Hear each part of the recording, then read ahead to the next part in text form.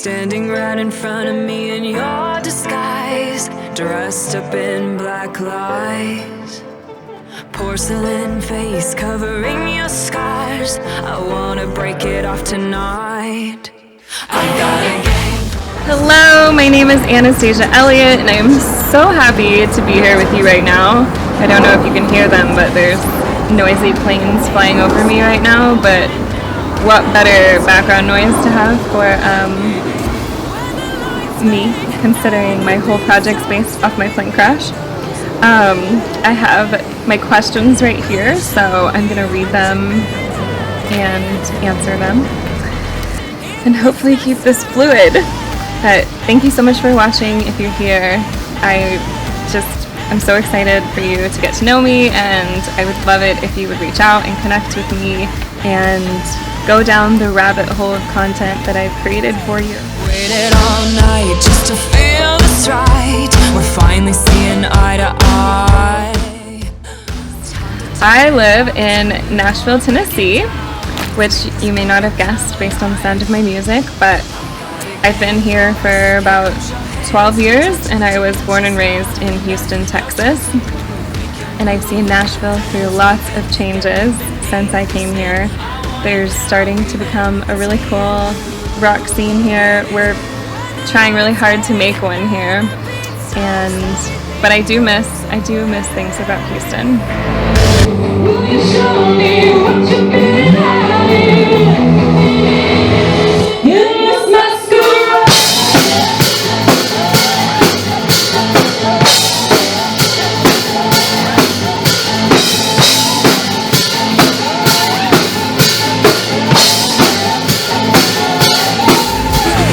Waited all night just to feel this right. We're finally seeing eye to eye. I feel like I have been into music since I was born. I was born into a family that really appreciated the arts and was very involved in the Houston art scene. My grandfather was the chairman of the opera and was very instrumental in the ballet and the symphony, and so I grew up attending all of these very theatrical, big production type of events, and I think those events were the most influential on me as a musician and as a performer. If you can't tell, I love to bring drama and theatrics into absolutely everything that I do. And I loved those mediums of art because they combined music and visuals and fashion and acting, and it's very well-rounded as opposed to some of music today where it's kind of like one-sided, or like an artist is only participating in or good at one thing, and then they have a team around them of other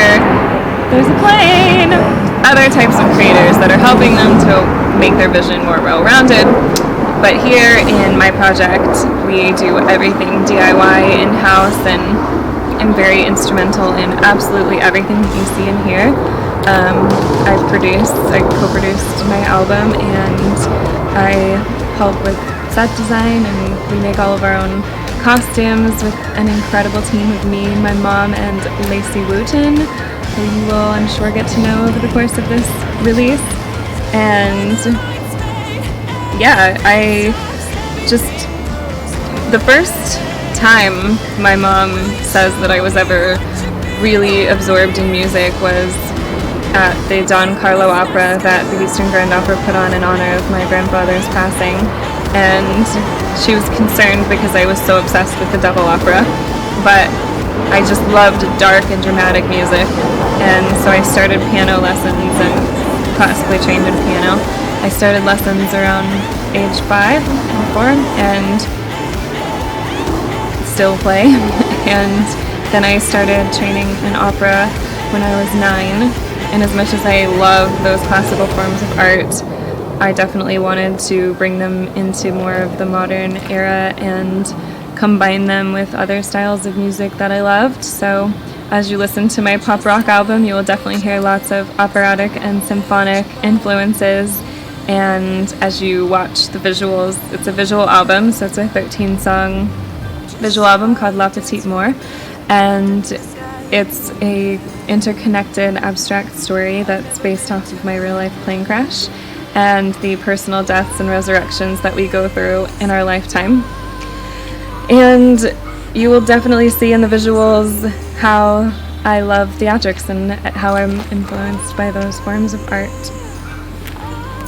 As a listener, though, for music, I grew up with my dad. He played a lot of like 80s music, so I loved Queen and David Bowie and Kate Bush and Annie Lennox and Enya and like cool people like that. And I as I got older, I didn't really ever become somebody that was rabid about discovering music. I loved that kind of music and I loved making music, but it's actually not until very recent that I've become a music consumer. And right now I'm going through a little bit of a Radiohead phase. I really like chill music. So yeah, my influence for music hasn't really ever come from listening to popular music and loving it. It's always been very just internal and a part of who I am.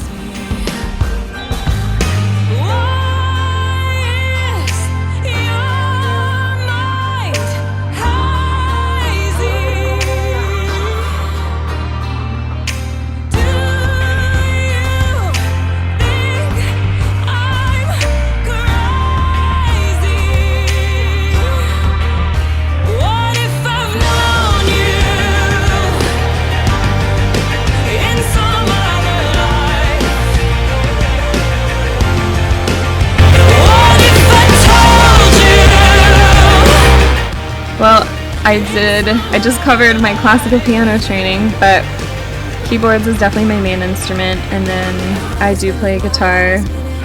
I haven't been ballsy enough to do it in my live show yet, but I am definitely going to next year. But when making records, I can't say I'm proficient at anything other than piano. Guitar is definitely second, but when making my record, I played almost every instrument at one point or another. There's harpsichord that I played, and I played bass on one of the songs or two of the songs, and guitar on some stuff, and created all kinds of samples and cool stuff. So I like to say I play every instrument. I just am really good at one or one and a half. We'll call guitar a half, but I don't like to put limits on myself, like, I'm not a drummer, so I could never play drums. The next single coming out off the record, the entire songwriting process began because I jumped on a drum set and started banging it out. So I say that to encourage any musicians watching this to play every instrument and experiment and not be limited by a belief that you don't play an instrument. Play.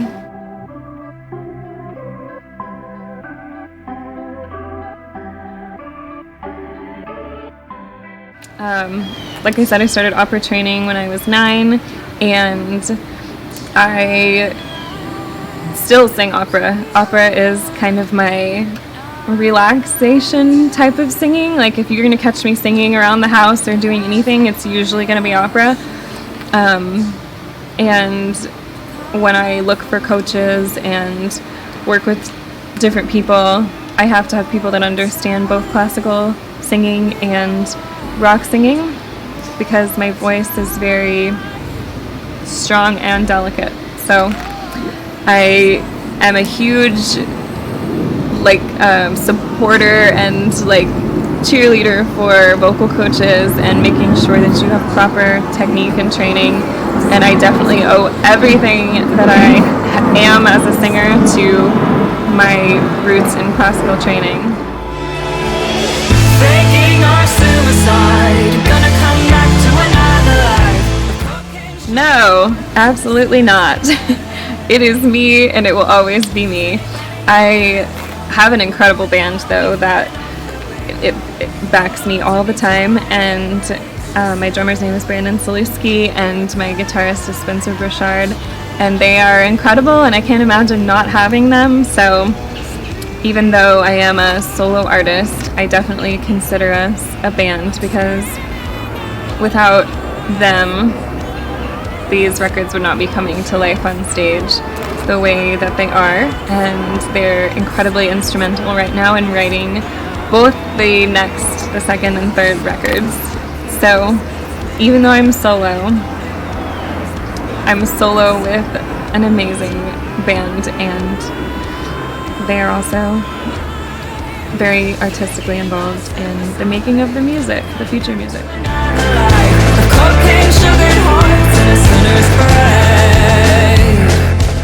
Good question. I have been both over the course of making this record. I was signed to the president of Warner Brothers years ago, and we made a lot of this project together, but since then I am independent and currently loving it. And it's a lot more work. It's a different kind of work, but I loved my experience being on a label, and I love my experience being independent. It's just very different. So I can say that I have worked in this business as an artist on all levels of the spectrum, and I have worked with teams of 100, and I've worked with teams of 2, and that always fluctuates. Gonna come back to another life. The cocaine sugar hearts and a sinner's parade.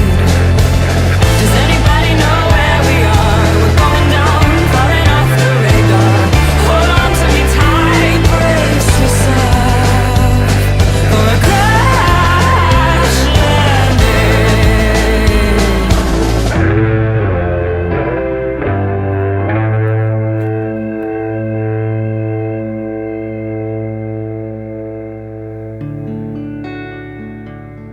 No, I absolutely don't see myself in one particular musical genre, and it is a tough thing for me when I have to fill out forms or submit songs to playlists, because I think this record in particular is very multi-genre, and I made it that way on purpose because I am inspired by and love all types of sounds, and I don't like to box myself in to say, oh, I'm only a rock musician or I'm only a pop musician.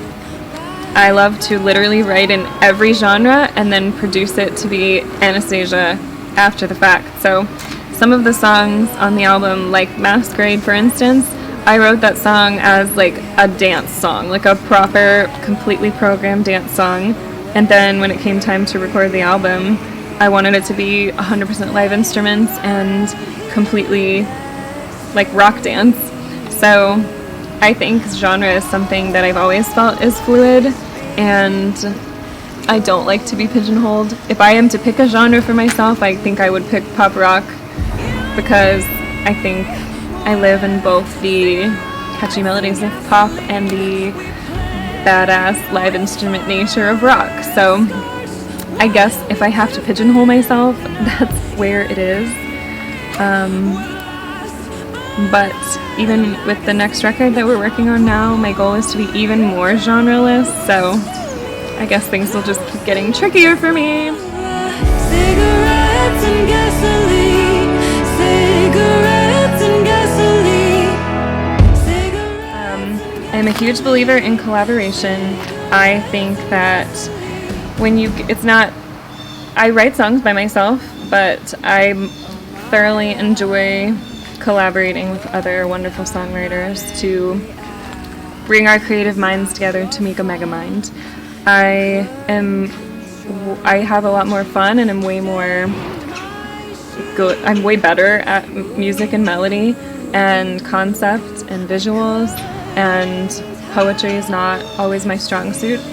It matters to me that lyrics read amazingly at the end, but crafting poetry is not my strongest thing as a songwriter. So I love pairing myself with writers who are very strong with poetry, and we complement each other nicely and get better songs. Like, I always encourage people to collaborate and to see where they're strong and where they're strong and weak, and where others are strong and weak, because every songwriter is going to be more dominant in one or the other. And when you can start designing co-writing sessions that way, you start to get better outcomes. So I'm a big believer in well-designed co-writing sessions. But I write a lot with my band now, and one of us will like start an idea and then we send it around and we like, yeah, let's work on this, and we get together, and it's just so much fun when you do it that way. I like to write all the music first and then all of the melody and then the lyrics, because for me, I'm very visually inspired by sound, and so once I get the melody and the music down, I'll usually think about how it makes me feel, and I get some kind of visual or like music video picture, and then that's how we kind of write the lyrical concept behind it. Some songs will start with a lyrical concept, but 90% of my songs, I would say, have started with a visual concept or just feeling the music and being like, what does this feel like? I'll pull you close to me, close enough to smell the cigarettes and gasoline, cigarettes and gasoline, cigarettes and gasoline, cigarettes and gasoline, cigarettes and gasoline, cigarettes and gasoline, cigarettes and gasoline, cigarettes and gasoline.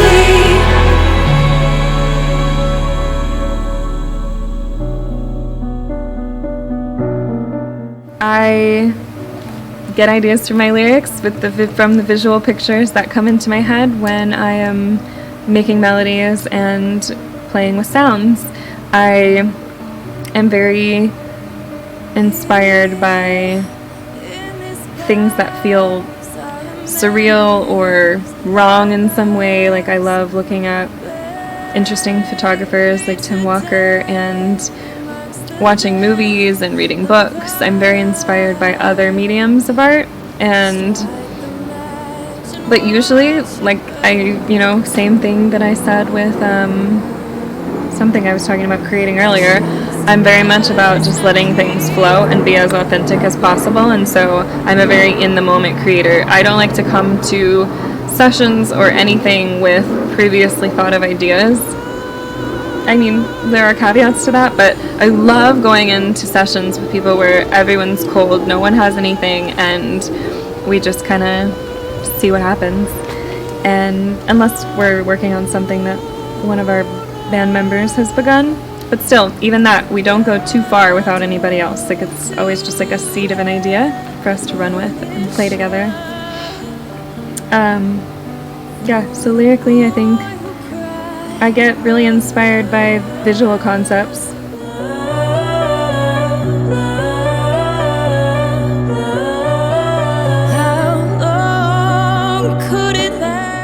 That's such a tough question, and I know every musician says this, but it's like asking me to pick my favorite child, and they all mean so much to me, especially this record, because this record has taken me a decade to put together and make all the songs and videos, and I wrote over 300 songs for this album to get down to 13, and so each song is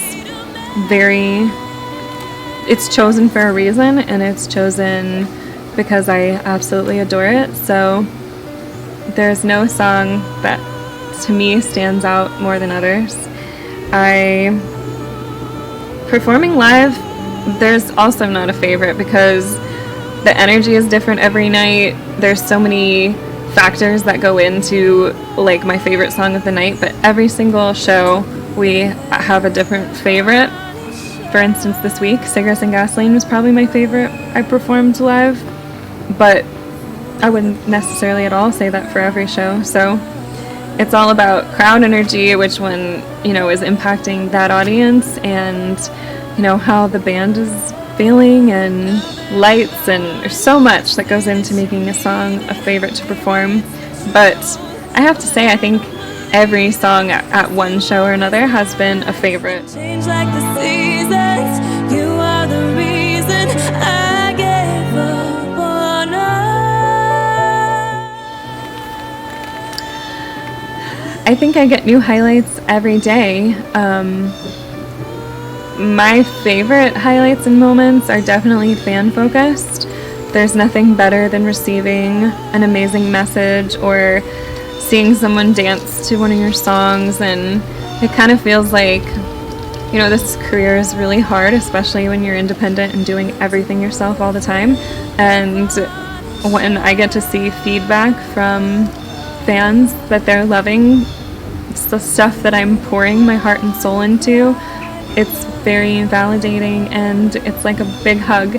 I don't think people realize how much it means when, like, how much it means to an artist that they connect with something. So, particular memories, though, of highlights in my musical career, definitely hosting my own panel at NAMM about the future of technology for independent artists. I love doing that. There's also a show in El Paso that we threw in partnership with the Great Khalid Foundation for the victims of the Walmart massacre shooting, and that show was really powerful, and it was packed, and it was so much fun. So that first tour right before COVID, but releasing the music right now and seeing everybody's feedback and the milestones I'm achieving right now I think are my biggest highlights. But every day has highlights. I also just finished directing 3 music videos that are coming later in the series, and, you know, getting to pull off 9 days of shooting things that we had no business pulling off was, like, probably one of my proudest accomplishments. I can't wait for you to see the end product of that.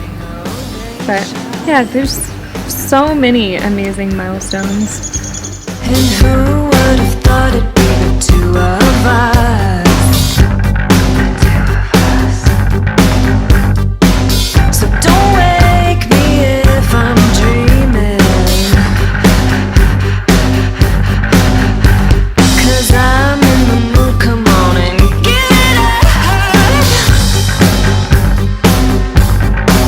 You got me feeling hella good, so let's just keep on dancing. You hold me like you should, so I'm gonna keep on dancing. I do not. I am music full-time, and that's a challenge. Well, I guess I do have a bit of a side hustle. I love working with other artists to help them build their brands, and I love directing music videos and making lyric videos for other artists. So that, I think, is probably my side hustle, is making visual content for other artists, and that just came out of a love for doing it for myself and kind of being like, why am I not doing this for other people who are maybe not as visually gifted but have a lot of potential to be to be more visual than they are currently being. So yeah, that's something I do for fun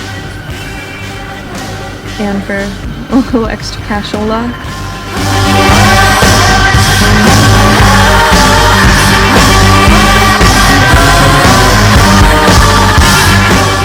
That really sucked, I'm not gonna lie. We had just started touring right before the pandemic, and then once that got shut down, like once that shut down everything, we obviously didn't get to, and we had to cancel a bunch of dates, and it sucked because, like I said, I spent a decade working on this project, and so finally being at a place where we were touring and then having it taken away was horrible. But I kind of pushed pause in releasing a lot during the pandemic because I just, working on something for so long, I didn't want to put it out without being able to support it through touring. So it was a lot of creating in private and strategizing and making plans for the future, and now we're back up and running. I've got to get away from the pain you drive into the heart of me. I honestly don't think so. I'm such a homebody already. My life honestly didn't change that much with lockdowns and the pandemic. Yeah, I don't think so. That may not be the funnest answer, but I'm locked down at heart. All that I could give you, take my tears and that's not nearly all. Tainted love. I was in a plane crash on Southwest Airlines Flight 345, which you will see 345s in a lot of my work. It was a pilot error crash, so she was coming in too fast and landed. You're supposed to land back wheels to front, and she came in and crashed the front landing gear into the plane, and we slid 2,000 feet and caught on fire. And we were incredibly lucky, because if we'd been just a little bit more tilted, it could have been an explosion and a lot more catastrophic, so we were very lucky. I was 18 at the time, and I was actually on my way to finish making Crash Landing, which was crazy because then I was in a crash landing, and I swear I had a hand in manifesting this. I'm sorry to all the other passengers. I hope you've gained positive experiences from it like I have, but I mean, it was life-changing in a lot of ways. I definitely have PTSD and I struggle with flying, but I don't let it stop me from flying, and it changed who I was at my core. I started reading more, I started being outside more, I started wanting to explore life in different ways and live to the fullest, and it was the birth of this entire album and influenced me greatly as an artist, and I wouldn't trade the experience for anything in the world, because I've had many subsequent traumatic things happen and I don't shy away from them. I call her the trauma fairy, and when she visits me, even though it sucks, I always feel like I gain a lot personally that helps me, you know, hopefully help others. And I believe that you can turn your darkest stuff into the gold that makes you special, and I really try to communicate that through my lyrics and all of the content that I create. That tragedy does not have to be your downfall, it can be your uprising. I wanna break it off tonight. I got a game for us. Can't use your hands to touch. Too much is not enough. Your turn to move. We can move. We can dance. We can get me beneath the skin. I want it now. Even it's me and you, baby. When the lights fade and the beat stops, everything goes away. I can't say I've ever had any inappropriate experiences or bad experiences in this business because I'm a woman. I think I definitely carry myself with an air that I cannot imagine anyone ever fucking with me, but you never know. It hasn't happened yet. And I have never felt like I wasn't respected by my male colleagues. A lot of my collaborators have always been and still are male, and I love working with them. I definitely think as a woman there are things about this business that are more challenging, but I don't know. I mean, overall I feel like I've been well respected and I work great with men and women.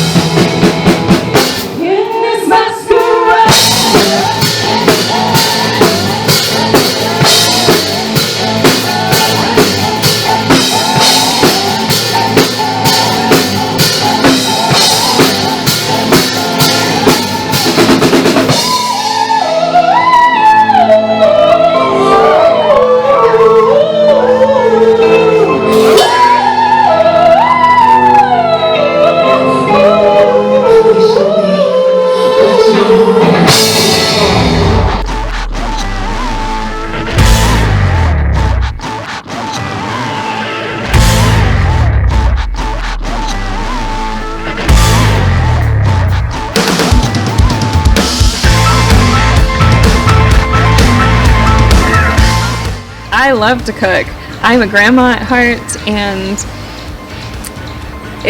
there's not a lot of time where I'm not thinking about music or strategy or videos. I struggle with turning my work brain off, but that's just who I am.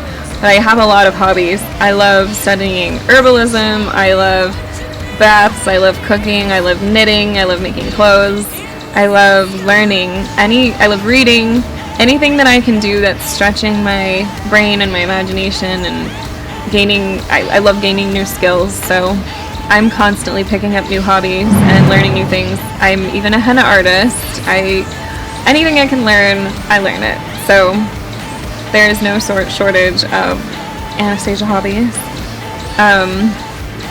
I do have some cooking recipes on my YouTube channel and hope to have a lot more very soon, but I did recipes inspired by the songs.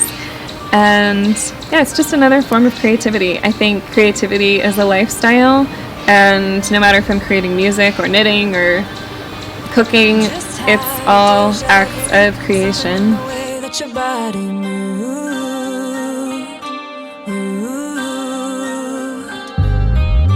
Just saw you dance for me underneath the sky in London. Yes, all of these songs are part of a greater visual album, La Petite More, and they all connect. So I intended the album to be listened to from top to bottom, which is why I'm releasing them as singles. So even if you come in the middle, go back and listen to them in order, please. The flow of the record was very important to me, and since there's so much content with each song, I wanted to give, and like I said, I wrote 300 songs for this record to get down to 13, and each one is very special to me. I don't believe there's any sleepers on this record, so each one has care, and each one has a campaign behind it that I've created, so yeah, this is a part of a greater album.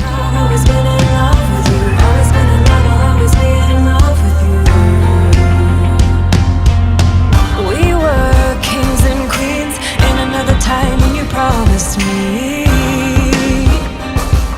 you'd find me.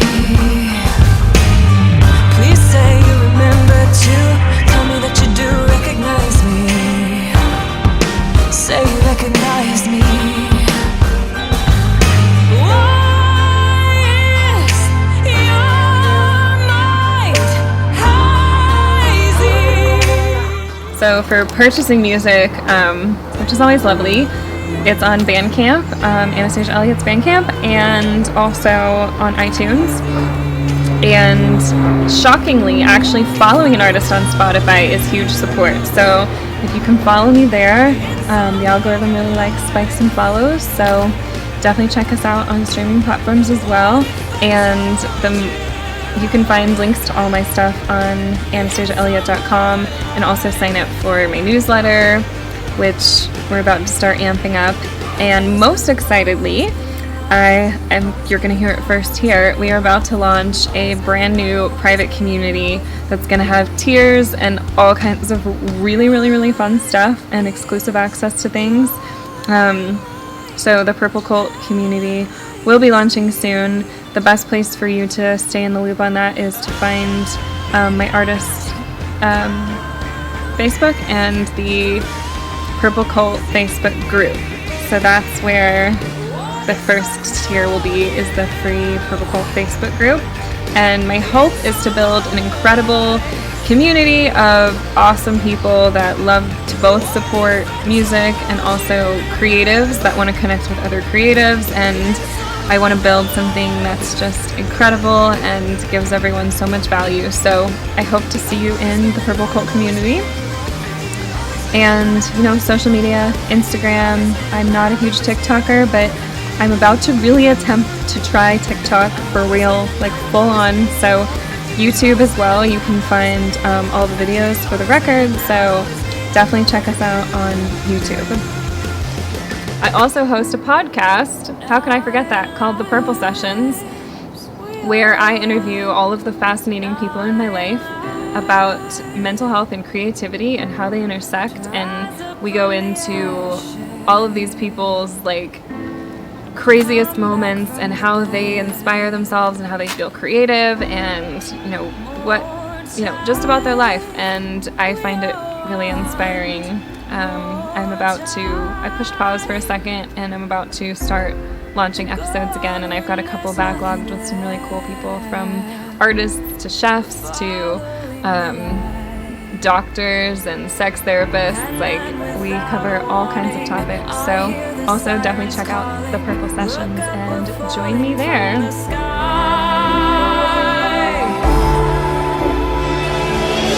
Faking our suicide, gonna come back to another life. With cocaine, sugared hearts, and a sinner's parade.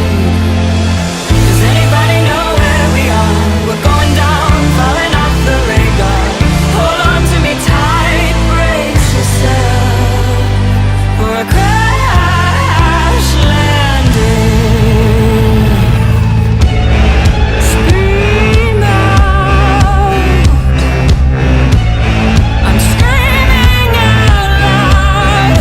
The lights are flashing, fires burning. Yes, we have stayed pretty local to Nashville this year just because it's been so much work releasing things and planning things. We haven't really been able to travel much, but next year will be filled with a lot more touring and shows in many cities and hopefully countries. So definitely keep updated with the touring schedule on the website, AnastasiaElliot.com, and on my Linktree and Instagram and the Purple Cult Community Facebook group. I will be posting all the future live shows everywhere there is to post. I really hope that if you get the opportunity, you can come see us live, because bringing this music to life live is one of my favorite parts of this entire whole music business. So please come see us live and give me a big hug at the merch table.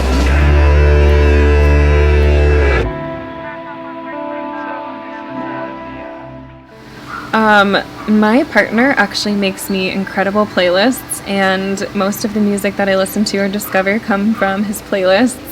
I love to listen to old school music, so I've got an oldies playlist he made me, and I'm also going through a bit of a Radiohead phase, so I really like chill music to balance out kind of the wild craziness of my life. So I love the Black Angels, and yeah, that's about what I'm listening to right now.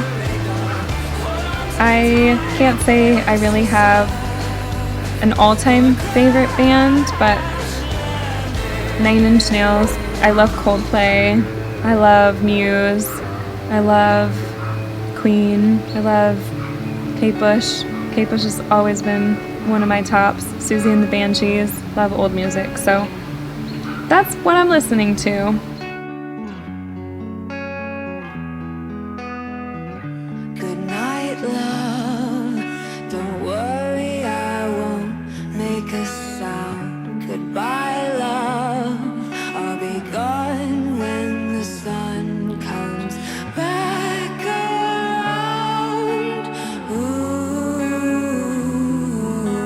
back around. Ooh. Goodbye, love.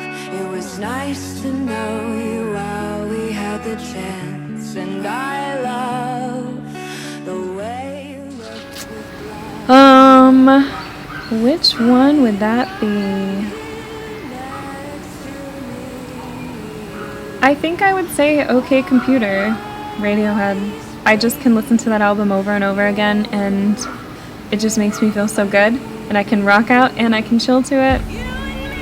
That's my answer right now. It may change in a day, who knows? And gasoline, we played with fire and scorched what we could have been. No. Oh my god, Germany is like top on my list. I am dying to go to Germany. I've never been, and I hear the Berlin music scene is fantastic. I am somehow, I'm absolutely going to make it to Europe next year. I'm manifesting that shit right now. European tour next year. Sometime it's going to happen. We're going to make it happen. Keep streaming those songs and showing me which cities to come to. But currently, European countries are some of my top streaming numbers. So I think that the future for a European tour is bright, and there's no way in hell Germany will not be included. You couldn't control that you stained my